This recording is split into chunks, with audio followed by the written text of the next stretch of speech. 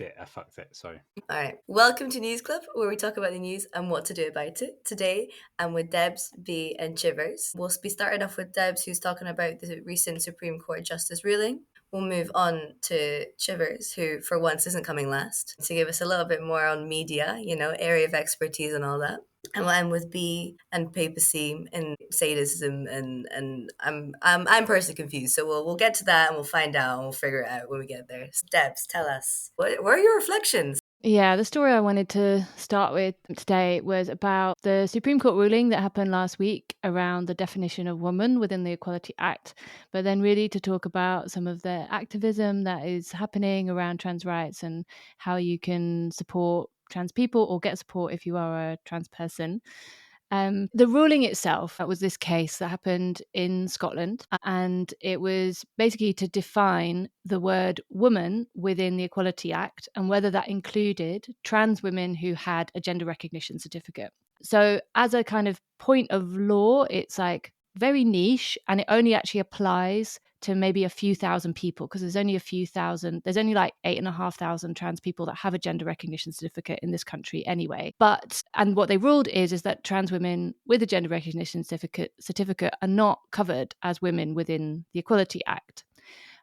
What this actually means in terms of this small group of people's rights is still quite unclear, but obviously what it means in terms of like the discourse is very clear. The people that brought the case and the kind of transphobic groups that have been trying to exclude trans people from public life are really happy about this ruling and definitely see it as like a vindication of their position that trans women aren't real women. The newspapers were all just like covered with transphobic headlines. There were a whole load of protests over the weekend. There was a big one in London. There was also a pretty big one in Sheffield, where I am. I'm sure there were in lots of other cities around the country. But yeah, in terms of like how a lot of the trans people that I know and that I'm in contact with are feeling, like it's really shit. It really, in terms of what it feels like to move around the world as a visibly trans person, these points of law are kind of not that relevant. When you're trying to work out which bathroom to go in a public space, whether or not you have a gender recognition certificate or whether or not you are covered by equalities legislation is not the point. The point is, are people going to feel entitled to harass you and police you and tell you where you can and can't be and treat you as if you are a threat and a danger? I think in terms of the actual ruling itself, I don't want to go into it too much because they were basically making like a really bad argument. So it's actually really confusing to try and understand exactly what it is that they were saying. But in the newsletter, we'll link to, there's a really good piece on Queer AF by a trans woman who's also a legal expert who's talked about the actual ruling. So I would encourage people, if you want to know the details of the thing, then go and read that. But just as an example of like how badly this argument was constructed, they're saying woman inequalities legislation should be defined by biological sex, but then they don't actually say what biological sex is. And biological sex has got all these different aspects. It's to do with like genitalia and chromosomes and hormones. But actually how we mostly read what we think people's sex is based on like, do they have a beard? Do they have a low voice? Do they have breasts? Which are all secondary sexual characteristics, which are very easy for adult humans to acquire if they take cross-sex hormones. So it basically means intersex people are completely invisible in this. There's lots of people who actually don't fall into the sex binary, even when you look at it like that. But it also creates this mad situation where they're kind of saying, well, because when you were born, you didn't have a penis, so they were like, okay, this is a girl, but now you're like an adult trans man and you've been taking hormones for 10 years and you've got a beard and a deep voice, but somehow you should be considered to be a biological woman, including, for example, in equal pay cases, which is like, well, if you're being discriminated against, even though maybe nobody at your work sees you or understands that you were ever defined as female, you would now be considered a woman, whereas like a trans feminine person, and trans women are extremely poorly paid as a group, they would not be able to claim gender discrimination as a woman under this legislation. So it's like, it's stupid. The argument is stupid. It's confused. It's nonsense. But yeah, it is contributing to this like really hostile environment for trans people. And I think I just want to say as well that like this is a known tactic by right-wing organizations who are in general against equalities legislation, and one of the things that they do is they take out these legal cases which try and create conflicts between different groups. So they've also done this around religion. I don't know if you remember, but years ago there was this case of this woman who wanted to wear a cross to work, and she took this case and saying she was being discriminated against as a Christian because she wanted to wear this cross. And that was a case that was funded by right-wing Christian groups from the US who wanted to create a conflict and say this legislation is protecting Muslims and it's not protecting Christians, so therefore we should get rid of it. And it's the exact same playbook here, where it's again, a lot of this work is being funded by right-wing groups from the US, and they're trying to create a conflict between rights of women and rights of trans people as a way of undermining the whole idea of equalities legislation. In terms of kind of how people are responding and what you can do about it, there were obviously these kind of protests called over the weekend. And I think what was really great about those is that there were a lot of unions involved in calling for these protests. And a lot of unions have been really outspoken, like Equity, the National Education Union. So I think there's something about organizing in your workplace, organizing in your union if you're in a unionized place, and trying to get your branch to maybe make a statement. I work at a workers co-op, and we're putting out a statement about the fact that we're in solidarity with trans people, because this is an attempt to kind of push trans people out of public life. I think making these public statements is meaningful. There's going to be some more protests that are happening in May, and we can put this stuff in the newsletter, but like there's a Transgender UK subreddit which I think will have all of the like kind of up to date things. If you want to donate to organizations, there's really good ones like Gendered Intelligence, Translucent, Mermaids UK, who work with trans kids who've been really, really under attack in the last few years. And then obviously if you are a trans person, you are gender questioning, you're feeling isolated, then yeah, I really, really hope that you are able to reach out, find community. There are trans mutual aid groups that exist, and even I live in Sheffield, and we have a big dyke chat, and on that dyke chat there's now like a splinter group which is for like support and mutual aid, in terms of literally people being like, do you need someone to come with you to just leave the house? Are you feeling scared to like walk around town? Where do you know that there are safe places to go? I think what's really cool about that is that there's already been people being like, oh yeah, like I'm a disabled person and I also feel this way. And it's like really trying to create those structures for supporting all sorts of people who are often experiencing multiple kinds of marginalization. Lots of trans people live with disabilities. There's this kind of bigger picture stuff around kind of campaigning or protests and stuff, but there's also just this like day to day, how are we like holding each other's hands and telling each other that like not everybody hates you, and like it is safe for you to be out in public. It can be safe, and yeah, and that trans people are and should be like part of our communities and safe on the streets. Yeah, I'm really glad you said that, Debs, as well, because for me, the most notable thing is the facing of hate with love. And even during the protest that, as you mentioned, happened across the UK this past weekend, the turnout, the amount of solidarity, the amount of people, queer people in particular, but just in general, people, the amount of little moments, little things that everyone is so willing to do, so willing to show up for. I know someone who's been able to raise quite a bit of money for like essentially free haircuts for trans people, as a queer person, as a trans person, been able to offer that, and like to see that people are actively contributing and actually do stuff and care and want to make a difference, and again counteract such a hateful environment with immense levels of love, I think is for me the biggest thing, because that's what brings us out and that's what brings us joy. And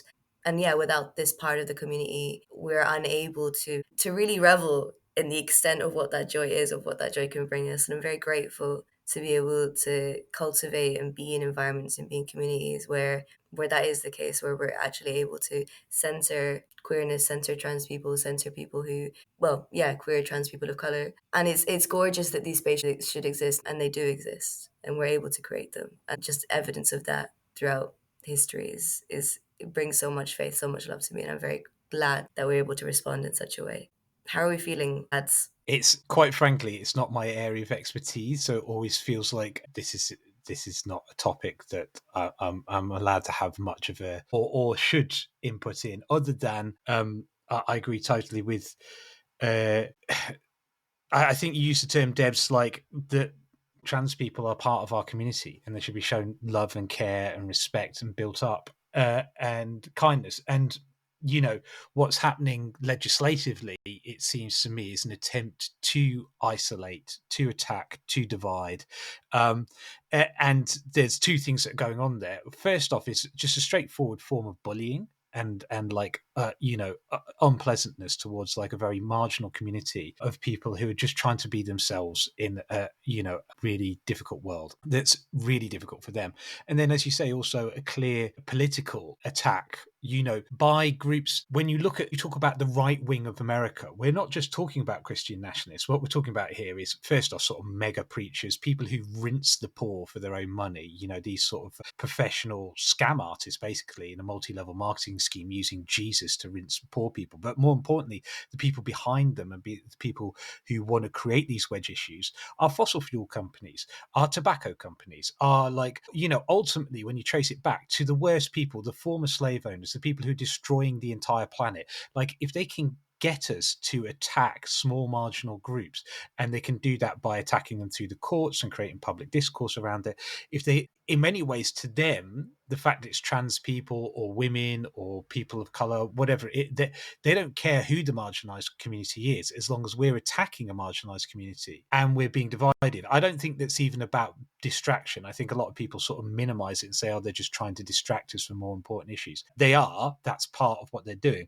But that actually, I think they're trying to encourage us to engage the most hateful part of our nature against people who cannot defend themselves because they're in such tiny numbers. So that kind of stuff kind of appalls me. And yeah, I was heartened to see the protest and the public reaction being, broadly like what I saw, and I have quite a mixed social media feed, being very supportive. And that's that was reassuring to me, that like, kind of regardless of the stupidity and the, I don't know, partially the yeah, as you said, the bizarreness and the confusion of this ruling and the attempt at sort of being divisive and cruel, people showed their better selves over this past weekend, certainly to my knowledge, and that's heartening, Yeah, I think that's what stood out to me the most over the last week, is ignoring the kind of mainstream coverage of, turf feminists kind of holding their hands up in glee and celebrating this. Most of what I've seen has actually been an incredible celebration by the trans community and trans allies in quite openly reaffirming their own identities against this legal ruling and just saying, we don't give a fuck what the law says. I'm trans, my identity is trans, and I will identify myself as a woman or a man or however I choose to identify myself, regardless of what the law says. And that is quite a powerful act of political resistance, just to immediately say, I disagree.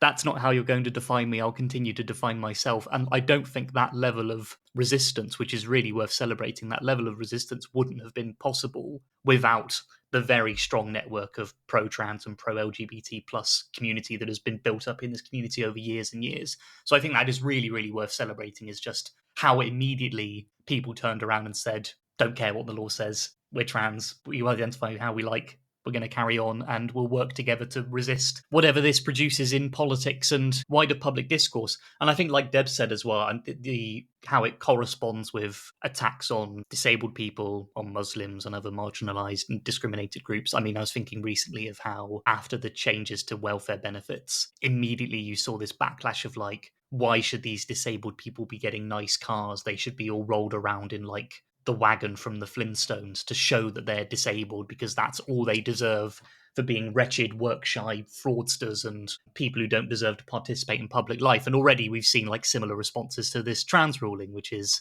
these people, as they would say, don't deserve recognition in public life. They deserve to be sort of harangued or discriminated or mistreated by medical services or by the police. And it's just, like Deb said, it's bringing those movements together and showing that, yes, this is yet another assault on marginalized and discriminated communities. It's pitting those communities against one another. It's pitting working class people against disabled people. It's pitting women against trans people, and just, holding on to those celebratory moments of, wow, look how quickly this has shown the solidarity and connections and supports between massive groups of people in response to and rejection of and resistance against these horrible acts of political bullying, political assaults on marginalized groups, and moving forward from there in strength and solidarity. I think that's what I take from this week is, yes, the ruling is shameful and ridiculous, And it has obviously set off this massive sort of, backlash from people who already hated trans people and wouldn't have cared which way the ruling went either. I think that's an important thing to say, is if the ruling had gone in favour of trans people, those same people would have continued to act the same way they are now. I don't think any of us should be cowed by what the ruling has said, because they wouldn't have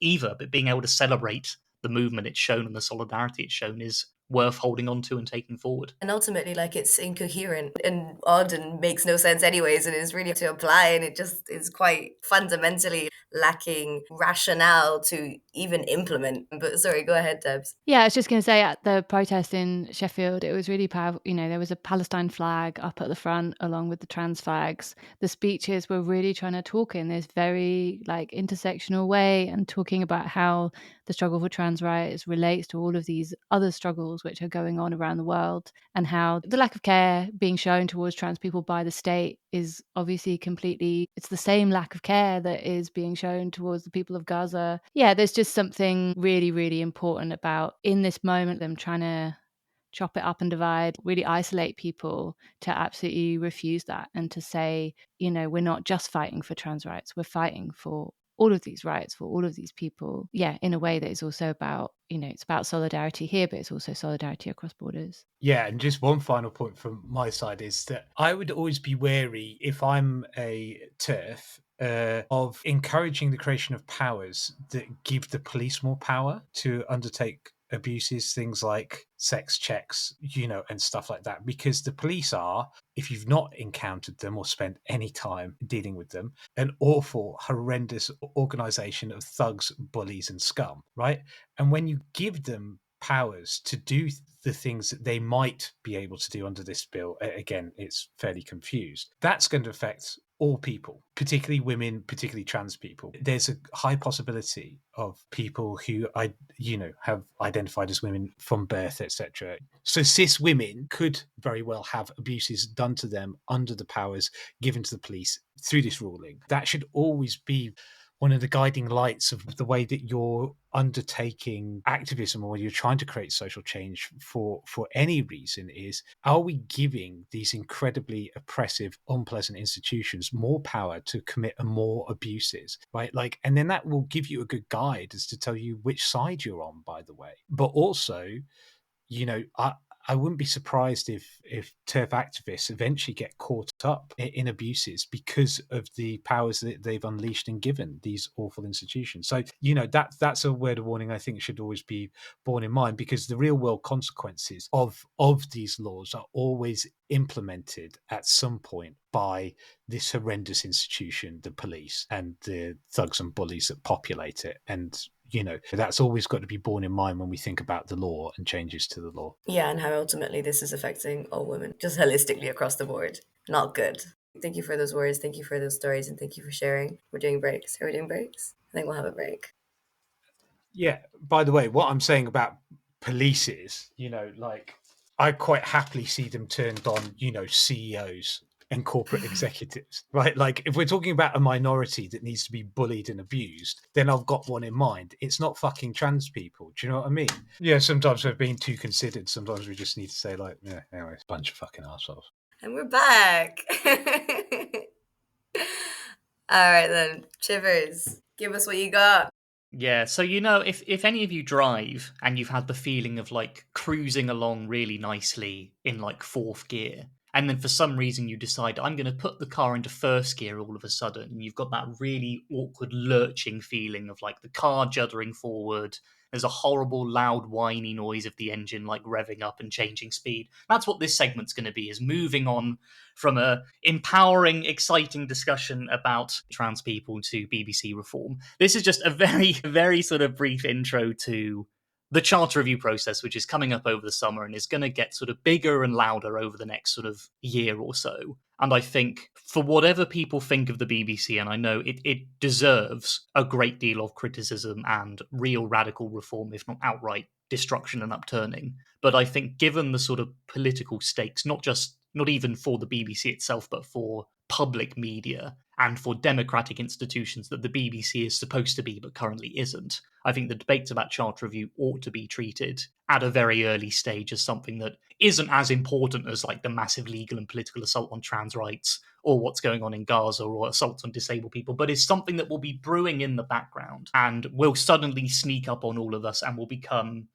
a hugely destructive and noisy space of, in particular, far-right assaults on public institutions which we are supposed to depend on, public institutions which don't currently work and don't support a lively democratic citizenship in this country, but should do that and still have the potential to do that.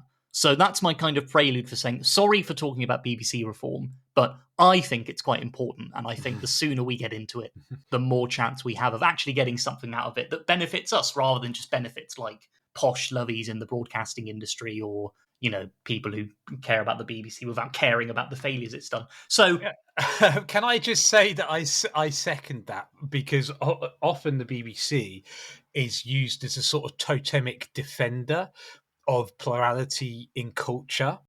Do you know what I mean? As in, like, the big bad BBC is often used as the attack point for the right when they want to attack women, queer people, people of color, etc. Because they're like they're constantly they use it as this sort of lightning rod for their culture war and say, look at them, they're platforming too many people. Woke BBC goes blah blah blah.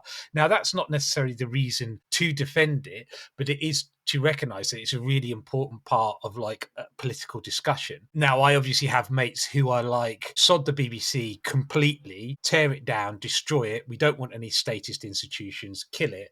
So, Tom, can you tell me why we should reform it and not kill it? I think that point about like how it does become this kind of this lightning rod for so many points of our politics and our culture is, I think, a recognition of why it is important and what potential there is, not for the BBC, but for public media in general. The idea that there should be publicly owned, publicly controlled institutions that kind of guarantee our right to access news, culture, information, to have a shared common space for taking part in political discussion, culture expression, etc., etc.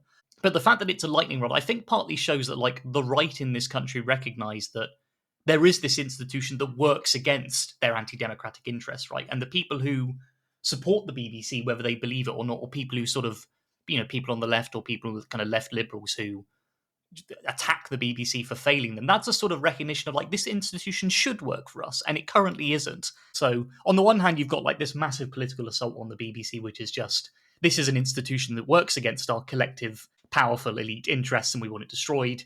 And then there's lots of other people who, implicitly or not, are sort of recognizing that this is an institution that should belong to us, should be controlled by us, but currently isn't. And leaving it to die is probably going to do more harm than good. I think that's why we have to reform the BBC, right? Is the way that the BBC currently works and operates is not supporting democracy, is not supporting our individual expression, but it could. Radical reforms to it, for example, by mutualising the BBC, by making it something that is actually defined as controlled, owned, and operated by the public, rather than vaguely owned by the public through the licence fee, but ultimately controlled and managed by politicians and media elites. Turning the BBC into something that's a genuine shared resource in which we all have a stake and which we all have power over is not just like a way to save the BBC, which is going to be a phrase we'll hear a lot of over the next 2 years. It's actually about creating a new kind of public and democratic institution. We've got this shell, this thing called the BBC, which is there as an opportunity to be radically transformed. But it's not the kind of thing you can create from scratch because you're starting a whole different set of kind of debates and struggles. The BBC is sort of one of the last threads we have in British institutions to create this sort of starting point of democratic, participatory, civic expression and participation in media. So if we mutualise the BBC, does that mean I pay a TV license? Like, what would it mean? What would it mean to mutualise the BBC? Ultimately, these things take money, right? You need money to produce the programs, but I think there would be, in our model, in what we're proposing, and which will hopefully be out soon in a grand report, which everyone will love, and it will not create any kind of opposition or resistance from anybody anywhere. People will just read it and go, yep, that's the way forward, let's do it. It has to be based on both a collective ownership and a collective stake. And I think that collective stake has to come down to some form of funding for this public media organisation. I think my argument has always been that in the same way as like for any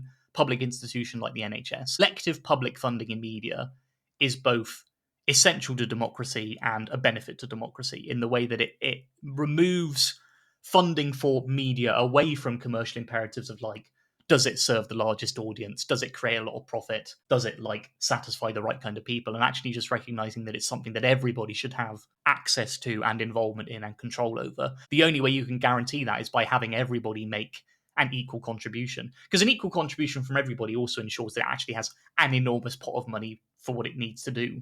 Right? If there's only a select number of people paying the license fee, or only a self-selecting group of people subscribed to a commercial BBC, that necessarily limits what it's able to do and how many people it's able to serve.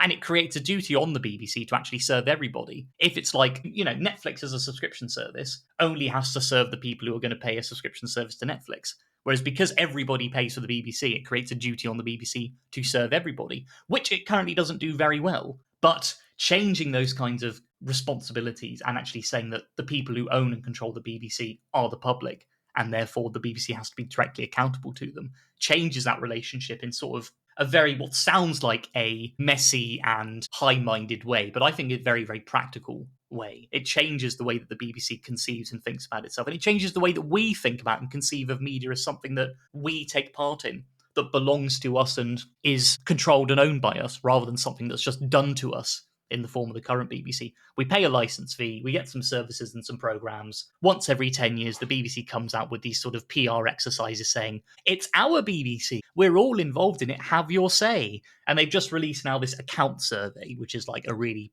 pitiful exercise of just, we'll send a set of tick boxes to people who have an online account with the BBC and ask them to rate 1 out of 10. Is the BBC doing good or bad? Would you like more or less of the BBC? And then like a single text box at the end for 200 words of comment of what else would you like to see from the BBC in the future? That at the moment, because of the way the BBC is established as a legal organisation, as a political organisation, as something which is like very vaguely connected to the public it's supposed to serve, that's the best attempt that our politicians and the BBC have for actually involving the public in how our public media is run. So that needs to change, and it needs to change soon. And I think we really need like big campaigns from people who, you don't have to care about the BBC, you don't have to like the BBC, you can hate the BBC. But I think the risk of losing public media as a kind of principle and as one of the few sort of remaining institutions in this country which has, at its core, a democratic and humanizing and civilizing mission, I think to give that up is really dangerous. But people like me have to be making these arguments that go right to the core of what do we want from a society in which we have access and control over media. How does that work? How should that work? How do we go about it without just sort of saying things like, oh, forget about the way the BBC has completely justified the genocide in Gaza. Forget about the way the BBC railroaded austerity through our national discourse. Just love the BBC's really good. Love the BBC, support the BBC, save the BBC. That's not going to work. And I feel that's currently the way that a lot of kind of left liberal campaigns and groups are lining up ahead of Chance Review, is just to say, you don't realise how good you've got it and you just need to bite your tongue and support it. Not only will that not work for people who really, really hate the BBC, it won't work for the BBC itself, because all that will happen is there'll be some like tinkering at the edges of the way the BBC works. Like the current one people love is just get rid of political appointments and the BBC will be fine. Like stop the Tories from being able to stick their friends in high places at the BBC, and then it will just work a lot better. Or just, increase the license fee a bit more, which will be incredibly publicly popular and won't be subject to any massive anti-BBC campaigns at all. Give it slightly more money, get rid of Tory influence over the BBC, and everything will be peachy. A lot of people don't recognise the massive transformational shift that has happened in the media, in the way that we as individuals have much more direct control over what we can access and what we can do, but we don't have direct democratic control over what we're seeing or how it's made, which is something that public media as an institution can do. And it's something which the BBC as a national institution, publicly funded, owned and controlled by everybody, could do, but it can't do under its current structures. So that's the kind of broader argument for radical reform, is everybody broadly today has devices which gives them this kind of pretend control over the media, but it's all still based on a commercial relationship with, are you giving the company enough profits? Are you giving the production studio enough money from selling their content? But none of it is based on your own personal relationship as a citizen and as an individual with media and culture and news as information that's essential to how you participate in public life. That's what public media should be there for, is removing that commercial relationship, creating that far more direct and personal citizens relationship between news and media and between everybody else. And there's a long, long road ahead for people like me in making these cases. But we've started to see the sort of starting pieces fall into place from institutions like the BBC. They don't get what's coming down the track in terms of like the massive right-wing campaign against it when Charter Review really kicks off in earnest. I've been lucky to have some conversations with like BBC executives or government ministers who are in charge of Charter Review, and they sort of get it. But they give this typical thing, which I think a lot of people listening now will say is like, who cares about the BBC? It's not important. It's not a big political deal. When it comes to it, something will happen. It'll be a stitch up, whatever. But it's like, this is going to be the focal point of it. It's not just going to be like a massive centerpiece for a culture war where it will just explode as like a lightning rod for woke BBC's done this. Look what happened in Brexit. Look what happened in the elections. Look how it mistreats Tories. Look how it mistreats Labour, blah, blah, blah. That will just be like the future of the BBC will become a massive culture war bomb site. But it will also, underneath all of that, will be like, here's an institution which could be democratically controlled, owned and run by the public. And it needs radical transformation to do that. But if people sort of hyper focus on the culture war aspect of it, or immediately fold their arms and say, in some reasons quite rightly, it's not for me, should be scrapped, get rid of it, then I don't know. I've got a lot of work to do. I've got a lot of convincing to do. And I can see very stony faces on this call of like, don't care about Charter Review. So not ignore what's wrong with the BBC, but recognise that that stuff can be changed. And it has to be changed in a way that goes to those core principles of public media rather than falling into that trap of like, save the BBC, isn't it brilliant? Yes, I mean, sir. obviously, I used to do your job, and I left it and handed it over to you for a reason, because I did not want to do this bit of it. Like, I think there's some important historical context, which is, so yeah, the BBC, the way it's set up, every 10 years it has this charter review. And so the last charter review was agreed in 2017. And the Media Reform Coalition, along with lots of others, were campaigning around that time and were saying, are you really going to continue with the license, like a television license fee for the next 10 years until 2027? This is nonsense. It was so clear that like loads of people would not be watching things on TVs. Like they were going to see a massive drop off in people paying their license fee. It was going to, the fact that it's a flat rate as well, which means it's basically regressive. Like poorer people are spending more of their money on it, even though they're people who often rely on it the most, especially elderly people. And they didn't listen. And they were like, well, no, we're just going to carry on with the thing that we've got. And now we're at this point where you're coming up to this, you know, the next charter review will be agreed in 2027 with a new, you know, it's like, are you going to, they're still not coming out with any ideas. You're going to carry on with the flat rate television license fee until 2037. Like, this is ridiculous. You're like actually going to kill this institution yourselves just by like insisting on maintaining this stupid status quo. And there have been people within the BBC saying for years and years and years, like even people who are coming at it from actually a very commercial standpoint. Like there was a guy, Jaffa Asher, who used to be, I think, head of children's programming at the BBC. And he was pointing out that like early years programming, CBBS, very popular. Children's programming, terrible. Nobody watches it. So there's this massive gap. And then you're expecting this cohort of people to come back to it as adults. But then the adult programming is mostly indistinguishable from all of the commercial competitors. So how are you actually trying to build a different kind of relationship? And exactly what he was saying was it should be on the basis of participation. That's the thing that the BBC could do, that Netflix will never do, Disney will never do, and that you could use kind of children's programming, create these participatory processes, embed it into schools, have this sense that people are like, oh, this is something that I can actually be part of, and my creativity, you know, imagine getting to like enter a competition with kids in your school and like come up with an idea and maybe even see like a program get made or end up on the iPlayer or whatever. You would have a completely different sense of what this institution was when you were coming into adulthood. So yeah, there's been loads of people who've been having good ideas for a long time, and the leadership of the BBC completely just hands over their ears going like, oh no. I think also it's very important to say the BBC, like the NHS, is already mostly privatised because there's been this massive decrease in money from the licence fee, mostly because it was frozen and then there's been inflation. So there's been a real terms cut of like a third to BBC funding, and the way they've mostly been making that up is by massively expanding BBC Studios, which is their commercial arm. And you can see that in the programming. You can see that they are increasingly making things which are more generic, more designed for international audiences, less about like the specificities of communities in the UK. And so you're also seeing, like with the NHS, it's like, well, yeah, you run these public services into the ground, or you run the public bit, the bit that is actually the non-commercial bit, the bit that people might be, that's different to Disney or Netflix. You make that worse and worse. And then the bit that is left is the bit which is, you know, exactly the same as the commercial competitors. Well, of course, people aren't going to think that this is a service worth paying for. And I think the other thing I always say with the BBC is like, the BBC is an infrastructure. It is a massive set of like wires and buildings and technologies and connections. And right now, that is like somewhat in public hands. And if the BBC disappears, then the chances of us being able to build an infrastructure like that is like it's so low. And at the same time, I feel very conflicted about this. Like, running a campaign on the BBC is really, it is very hard work. I do not envy you, Tom, this next few years. Can we just also show some collective love for Chivers? He's gonna have Yeah, have a 1-to-1, and you'll be able to run all about it. We'll hear all the ins and outs. There's a little bit of, probably very, very misplaced optimism in that this time around we have in place a government minister who has continued to say, I am interested in actually democratically reforming the BBC and doing something substantive with it. Is that really going to happen? Maybe not. And when it comes to like the official processes, the standard thing with politicians would be like, they'll step back and say, actually, I didn't really mean what I said. I was lying.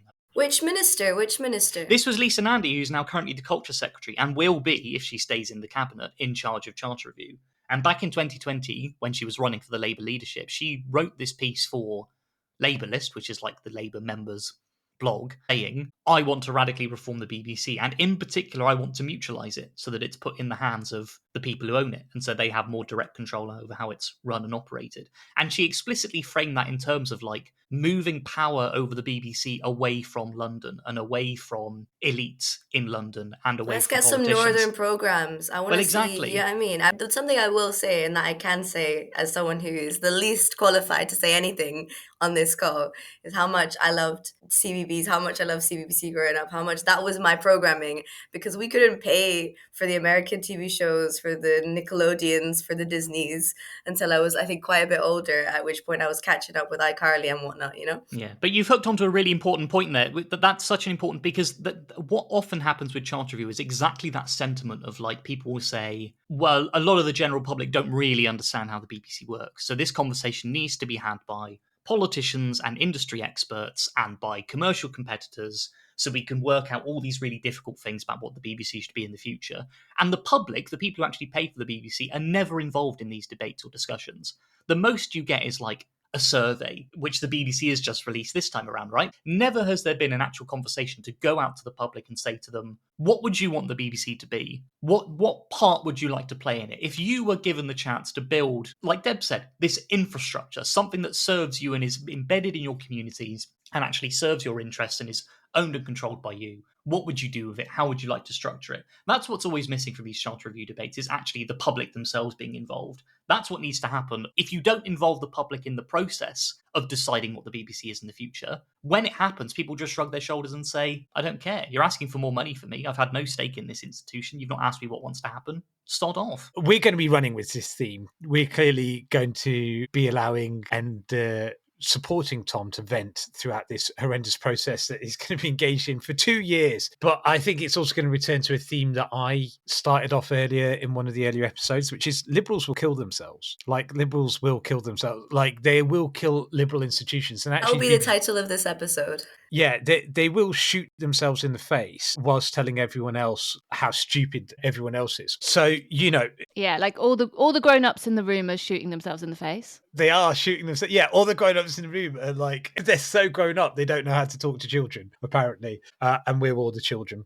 But I've become a grown-up, and I can tell you, apparently, because I've come round to, in some way, supporting the BBC. But that happened over a decade ago because of Media Reform Coalition. I ended up being part of a process in 2015 and 2016 with Open Democracy called 100 Ideas for BBC, where I proposed my idea, which was put next to Peter Hitchens' idea of, I can't remember what, something about like, you know, kill all the woke baddies, was democratize it from below, make it a people-owned institution. So it's beautiful to see that like this is what we're going to be fighting for. But I had to go through these phases. And the first phase you have to get through is just the disgust with the people who are like going, you don't know how good you've got it. You just have to get past your personal like dislike of those types of people, because of course it's those kinds of people that won Brexit for the Brexiteers. Like like people want to say it's Farage, right? It wasn't Farage. It was a bunch of like liberals being really like condescending, right? That really tipped a lot of people over the edge. And they were just like, right, okay, do you know what? Fuck you.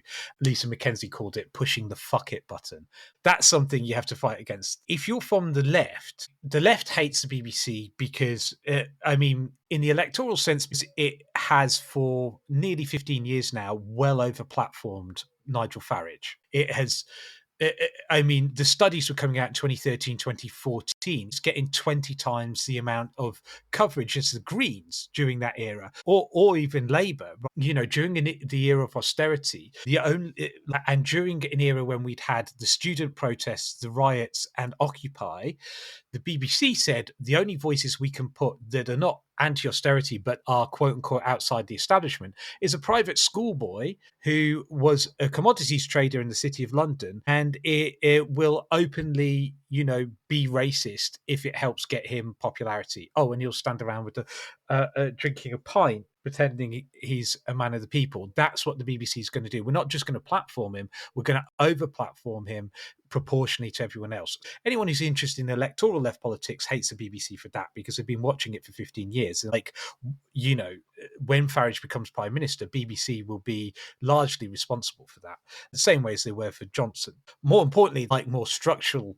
lefties are like, the BBC is an institution that supports UK imperialism. It particularly supports British foreign policy. That was around the invasion of Iraq, invasion occupation of Iraq and Afghanistan, interventions in Libya, Syria, other things like that. But, you know, they literally had, up until the late 90s, MI5 had offices in the BBC up until like, I think 1999 or something like that, where they would vet every person who was to go on the BBC. And they probably still do. They just don't need the office in the BBC to do it any longer. You know, and on the economic side of things, they support neoliberal consensus, i.e. they have, from within, marketized themselves. They privatized the BBC and chopped it all up and sold it off to loads of private companies internally. So our license fee is going to make, you know, shareholders money. Where have we seen that before? Water, electricity, NHS, etc. And what's happened to the NHS? It gets worse. What's happened to the BBC? It gets worse, right? A lot of the problems that they're getting with, say, like Greg Wallace turns out to have been like this rabid sort of scumbag who kind of like makes terrible jokes. It's like 60% of the program, but they edit him up, and the BBC have no oversight of that because all of Greg Wallace's programs are made by private companies. They're not made by the BBC. So the BBC has no control over the people that appear on it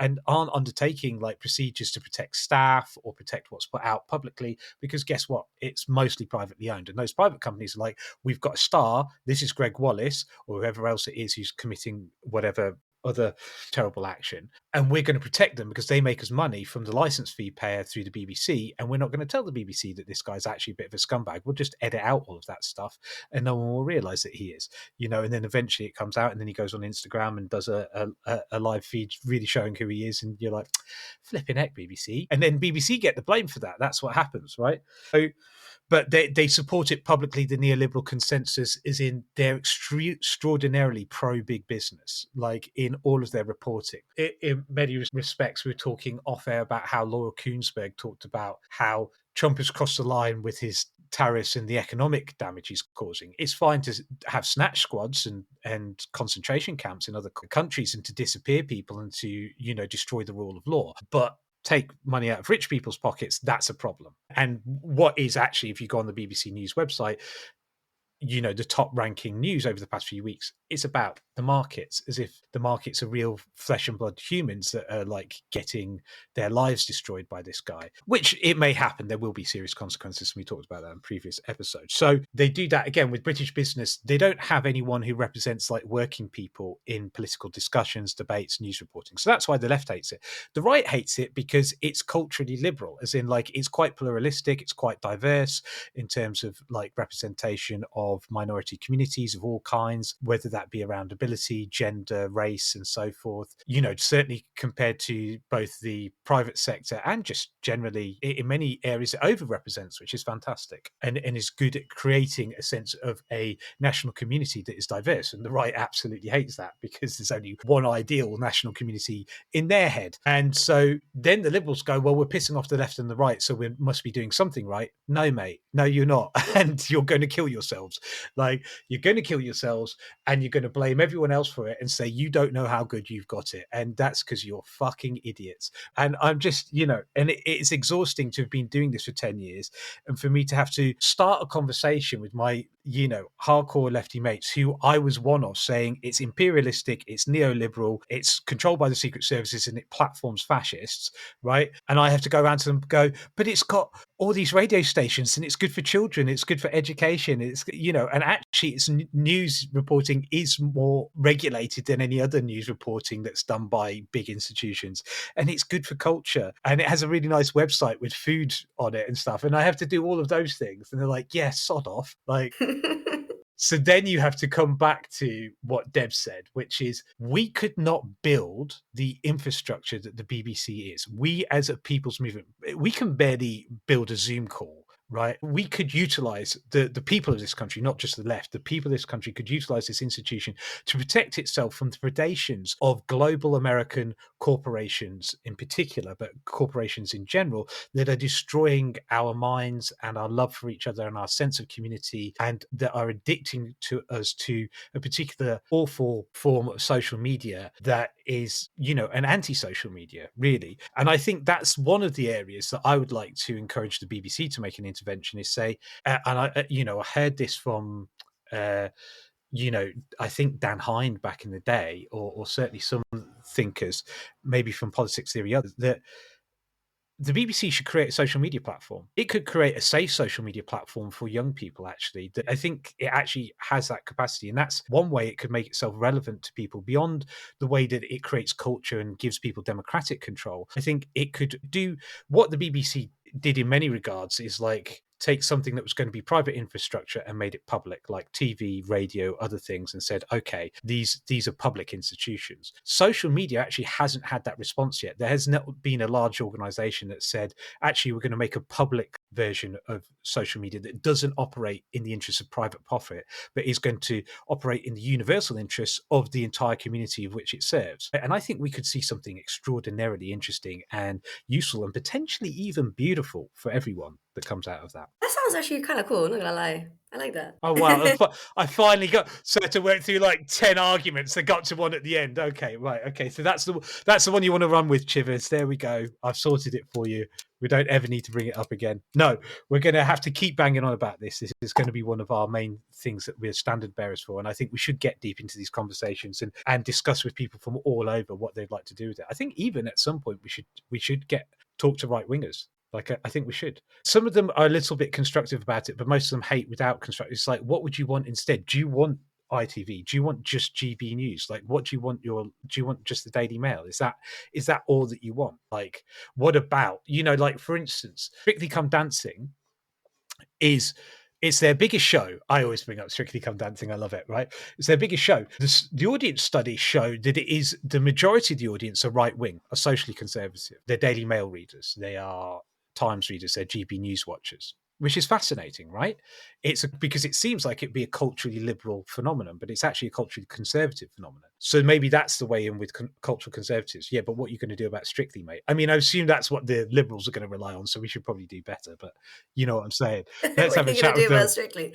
It's because they can't dance, so they want to watch people who can't dance try to dance. I think that's what it is. I think they're like vicariously living through these individuals, is what I think. Absolutely. Don't be a snob about it. That again is like that's the core of the television experience, right? That's why these big institutions were set up. It's about having a shared experience, a shared opportunity to get yourself involved in culture and, bring back what television enabled was people taking part in massive communal events with one another and enjoying them together and having something to talk about. And the BBC and other public media offering that on a free-to-air basis, it not having to be connected with watching adverts or paying a subscription. It's just something that's there for you to participate in and be part of. You know what you should do is you like go around telling people to like support the BBC, like bring like a team from Strictly and get the people to like experience what it's like and have to like do like a 10-minute like work on your cha-cha session or whatever the fuck, I don't know. Anyways, They do tours, we should you should just set up Strictly lessons everywhere, like you should get the Strictly stars to make video lessons that people could do at home, but they could do in their local clubs, and you could get teachers trained up by them. It'd be amazing because they've got all these. No, it's a cultural institution that could spread dance even further and wider and deeper if it was even more democratic. If there was sort of local BBC audience groups that were taught and trained by the professional dancers from Strictly. That's just one example of how culture from the BBC that BBC is creating not only could create a shared experience through the TV show, but could create a shared experience that people physically experience with each other. Like that's the kind of thing, the creative thinking that like they need to do. They can't just keep thinking license fee, we'll keep doing the license fee, we'll keep producing TV programs for less and less people because people aren't watching TV, and in 2037 we'll maybe ever think about doing something new, maybe, like it just can't continue. right. Thank you guys. Break time. Yeah, I need a piss. Go piss, girl.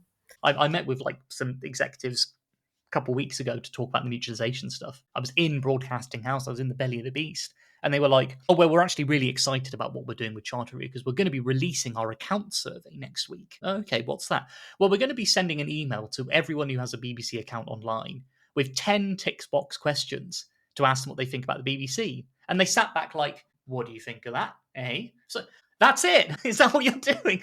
Are you not going to like speak to people, ask them what they want to see, and like have like deliberative? Oh well, of course we'll do that afterwards. But first, we've got this account survey that's going to everyone has an iPlayer account. I mean, it's both insanely boring and also like completely bog standard as well for like a private company. They do that all the fucking time. It's surveys. It's not, they will say, well, we'll do surveys and we'll do focus groups, and then maybe we'll do like one citizens assembly, and it's like, okay, well, you've got 2 years to do this. I mean, you've had 10 years to do this, really, but you've got 2 years to do it now around the actual charter review process. And you're starting, your big grand opening salvo is, we've sent an email to people who have a BBC account online. Okay, so we all know the phrase, what you don't know won't hurt you. But what about if what you didn't know was giving you a completely biased view of the world, and the media was to blame? Today we're going to be talking about story selection in media. Hello and welcome back to Media Bias 101. I'm your host, Sneakrit, and this is the series where we teach you that yes, the media is lying to you, but in so many different ways. Story selection bias is something that's increasingly hard to spot in our media landscape, because all publications will, at one point or another, have to choose between the stories they cover.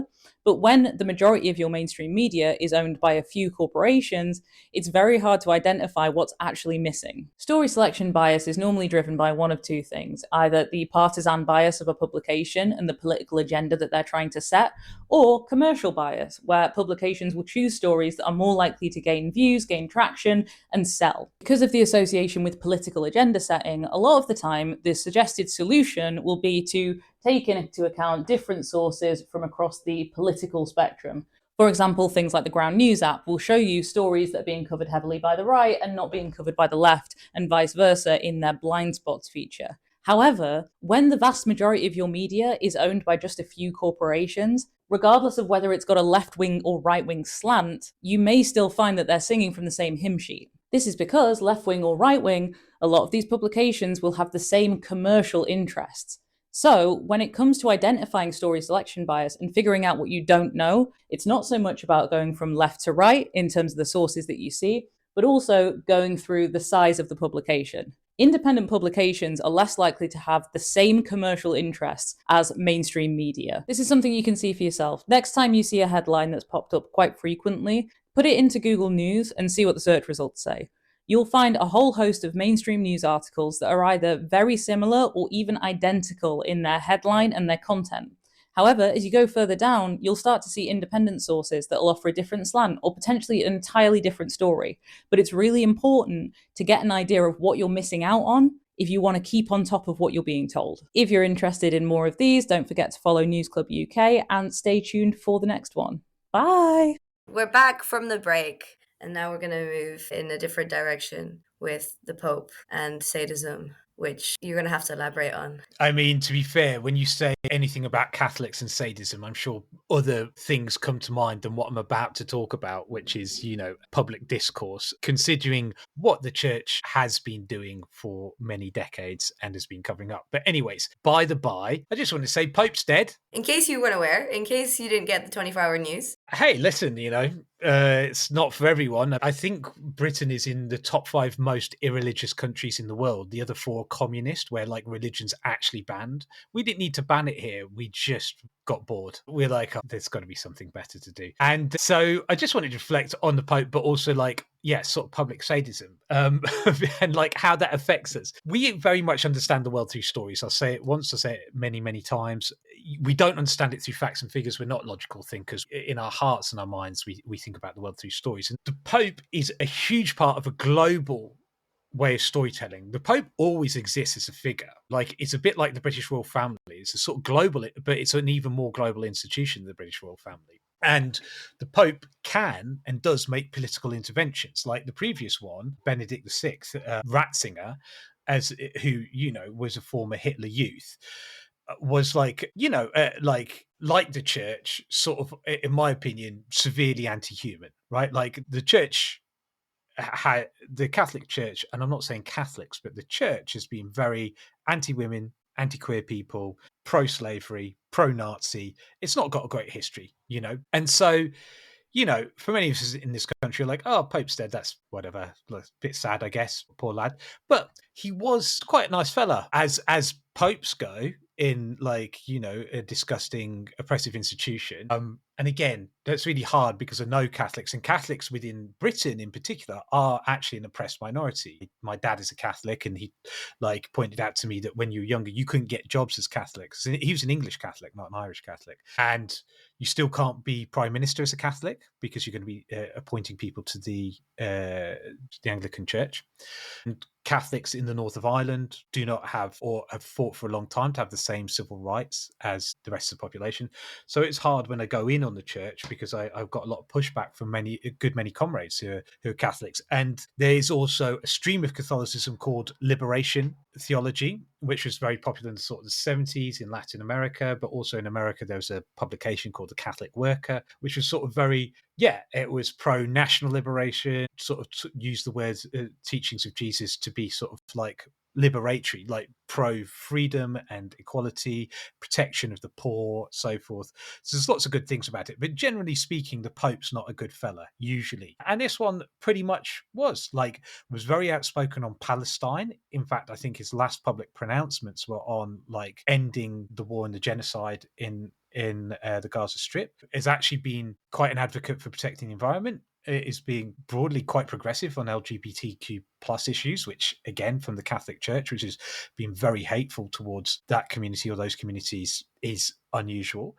Actually, by the way, held a daily congregation with the Catholics in Gaza every day. And those are kind of like symbolic, but it got me thinking about like symbolism and how that is important. Emily Maitlis described, I think she used the term sadism, this casual sadism that Trump not only exhibits, but encourages amongst all his lackeys and his supporters and followers. And I think often on the left recently, and there's a reason for this that I'll go into, we have sort of engaged in like the material's more important than the emotional. We've got to fight against austerity, protect water, housing, basic wages, time off, like really important material things. And we haven't talked about like creating beauty and fun and joy. And we haven't had the method for doing it, which is weird because in the 2000s, when I was an activist, that's all we were about. But austerity came in.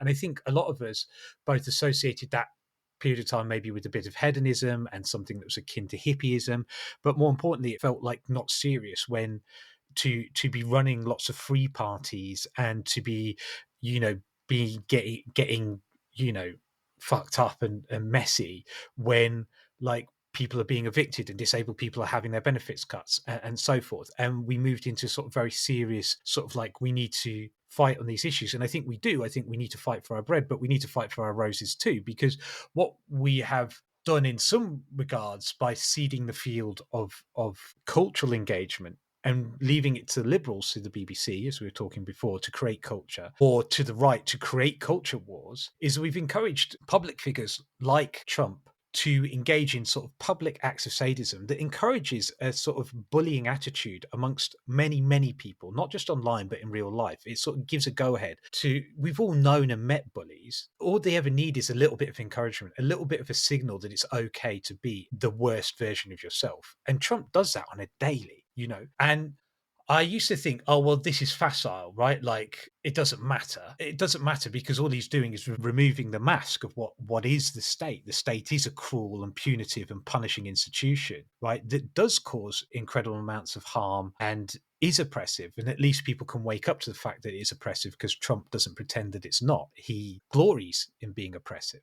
But I've actually realized that there's some value in the pretense. There is some value in pretending that we're not evil scum. Even Johnson, who was clearly one of the worst prime ministers in terms of his respect for the rule of law and his consistent lying and stuff like that, at least he pretended to be a decent person. And I used to think that was totally unimportant, but I think we need the politicians to at least pretend that they are for two reasons. One, the signals it sends to all of us in society. And secondly, because it leaves us some room to actually embarrass them, right? Like if they have to pretend to be nice, they also have to pretend to care about things when we say that's an awful thing to be doing, that's oppressive, that's terrible, that's destructive, that's going to harm people. And they have to at least pretend to care because they're maintaining a pretense. When you just take the mask off and just like go, oh, I'm just going to be a cruel, vicious scumbag, right? And everyone beneath me is going to be as well. You can't shame these people into doing anything. So then you have to have like way stronger levers to fight back against them, like physical force. Like in America, you'd have to start a militia or something. You're really going to have to engage in serious, extreme action to fight back against Trump, right? Now, that is an unformed thesis. That's just some reflections after some chats today. We said we'd always try and end the podcast with talking about like how to organize, and I thought that might be an interesting theme. Do we need the pretense of niceness and politeness and decency in our state politics, or do we just need them to be honest and just show themselves for the scumbags they are? In that case, what kind of pope do we hope we get next? Yeah, I think there's lots of interesting things to draw out in that. Particularly, there's been some big splits within Catholicism. Obviously, like Catholics are like a billion people, so of course they don't agree with each other on everything. But particularly under Pope Francis, this kind of split with more reactionary Catholics. And this kind of trad Catholic movement, especially within North America, has become very, very aligned with the kind of Trump project. So, for example, there is a kind of wing of reactionary Catholics who basically considered Pope Francis illegitimate. They were like, he's not our Pope. And there's like this other guy that they consider to be like the actual head of the church, who's someone who kind of was saying that Pope Francis, he's supporting homosexual networks, which are now widespread in many dioceses and seminaries, spreading kind of QAnon-y ideas, but saying that this stuff is happening within the structures of the church supported by Pope Francis. And a lot of those very reactionary Catholic groups have been part of Project 2025, which has laid out this kind of playbook for the Trump administration. So I think it is a very, very crucial question, like what kind of Pope comes next, and whether there's someone who would continue with this, at least, on the face of it, like more progressive, more inclusive, more loving version of Catholicism, or whether they're going to fully go down this route of like discrediting Pope Francis and what he stood for, and saying that we need to go into this much more conservative, return to this much more conservative mode. And I think within that as well, I think there's something you were saying about like,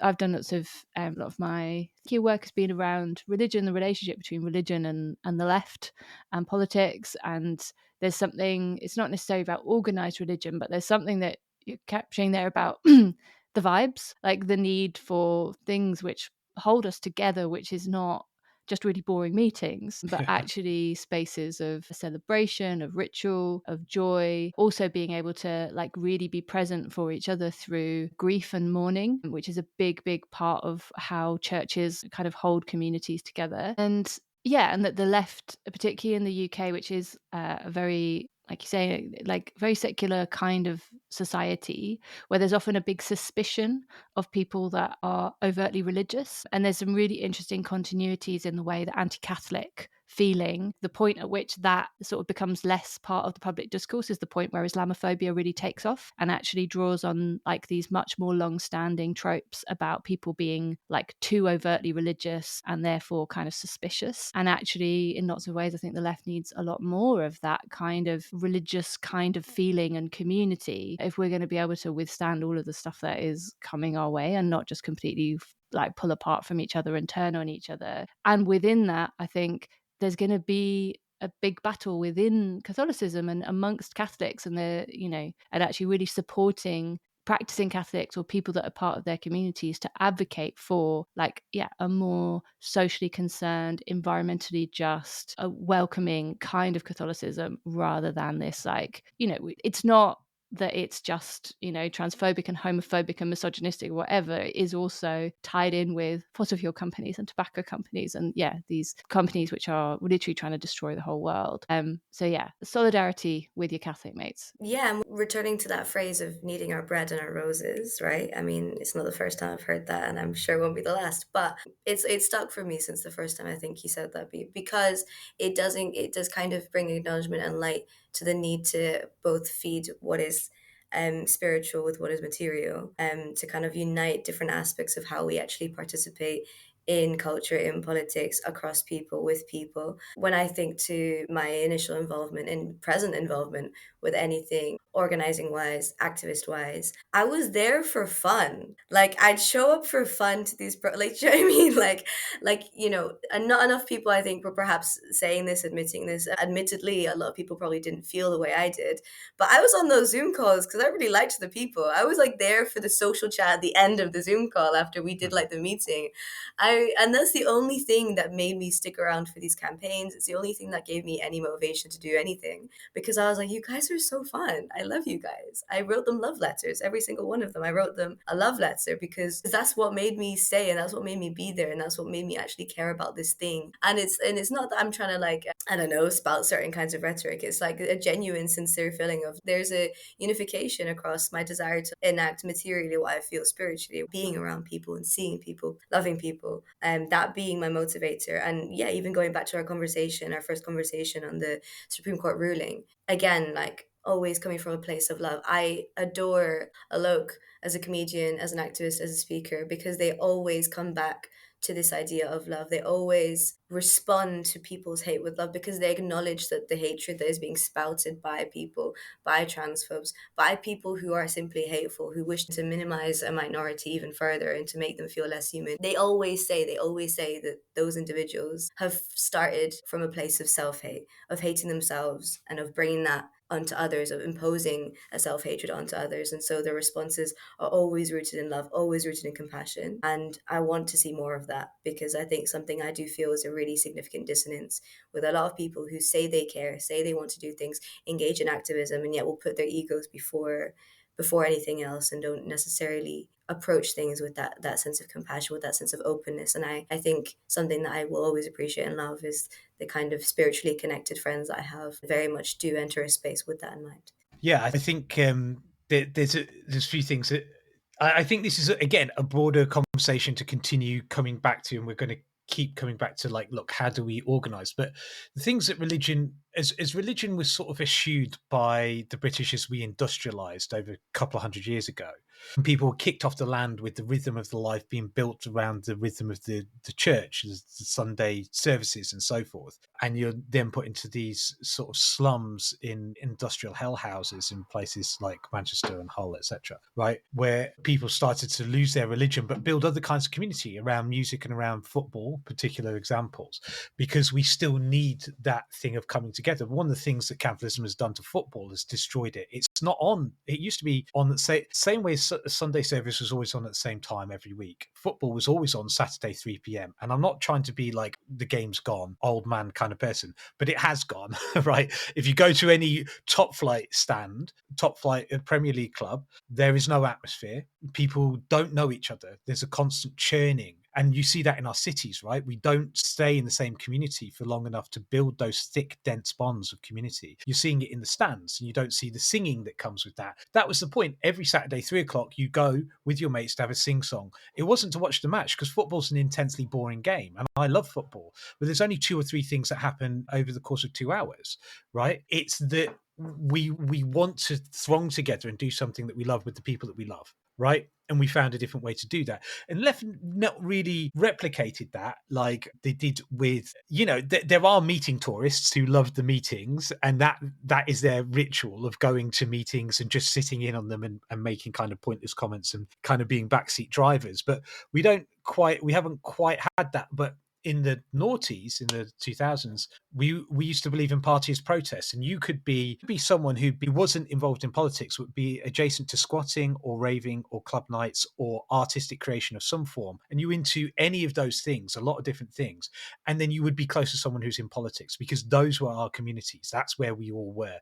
And I don't think that's what we need to recapture, because a lot of that was based around hedonism and getting drunk and fucked up, and we don't, that's probably not the best way to build community. But it was at least a community, and those connections were quite dense, they were quite thick. You could call on people, you knew who they were, you'd experienced a lot of intense experiences with a lot of people, and so you were like physically and emotionally close to people in a way that I don't feel is true now, particularly post-pandemic, for a lot of people. And I think those are going to be our Project 2029. Those are going to be the tasks, to build thick, dense community. And we can look to moments like this when the Pope dies and say, I hope he's a good Pope, and I hope Catholics find in their community a community based on love, not just on ritual and repeating the same things, but based on love and inclusion. And the Pope spearheads this and doubles down on it. And it's an interesting time for him to die. If he died a year ago,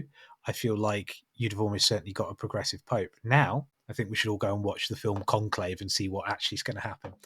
Anyways, that's enough on that. So thanks for indulging me. Thanks, babes, and thank you everyone. Thank you everyone for coming, saying your piece. And yeah, I always enjoy these chats. Thank you to our listeners. Check out the rest of our episodes, and we'll see you next week. And don't forget, the newsletter is also coming out, or has come out. Read all the other ones as well, because they're great. All right, thank you guys. Bye.